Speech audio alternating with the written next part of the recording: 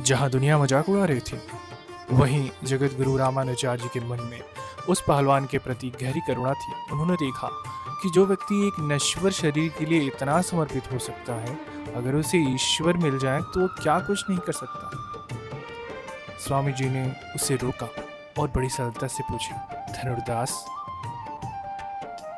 तुम एक योद्धा हो और एक साधारण स्त्री के पीछे अपनी गरिमा क्यों भूल रहे हो? धनुर्दास जी रुका, उसने हाथ जोड़े और बिना किसी हिचकिचाहट के कहा, स्वामी जी, दुनिया मुझे पागल कहती है, पर उन्होंने मेरी पत्नी की आंखों को नहीं देखा। उन आंखों में जो आकर्षण है, वह मैं चाह कर भी अपनी नज़र उससे नहीं हटा पाता। मैं बस उन्हीं का दास हूँ। धनुर्दास की आंखों में कोई वासना नहीं, बल्कि एक अजीब सी सच्चाई थी। स्वामी जी मुस्कुराए। उन्होंने कहा, धनुर्दास, यदि मैं तुम्हें तुम्हारी पत्नी की आंखों से भी कहीं अधिक सुंदर और विशाल सुंदरता वाली दिव्य आंखें दिखा दूं, तो क्या तुम उन्हें देखोगे? क्या तुम इस नाशवान शरीर के मोह को छोड़ सकोगे? उसने चुनौती स्वीकार कर ली। स्वामी जी, अगर ऐसा है तो मैं जीवन भर के लिए आपका दास बन जाऊंगा। रात का समय था। मंदिर के भारी दरवाजे धीरे धीरे खुले।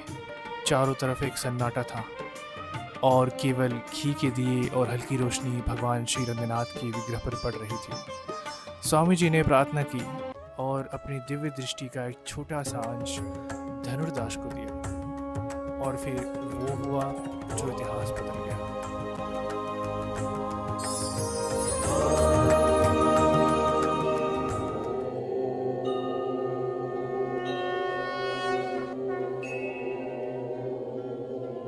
धनुर्दास ने देखा कि भगवान की वे आंखें मानो हजारों खिले हुए कमल हो। उनमें वो चमक थी जो सूरज को भी फीका कर दे, और वो करुणा थी जो माँ की ममता से भी गहरी थी।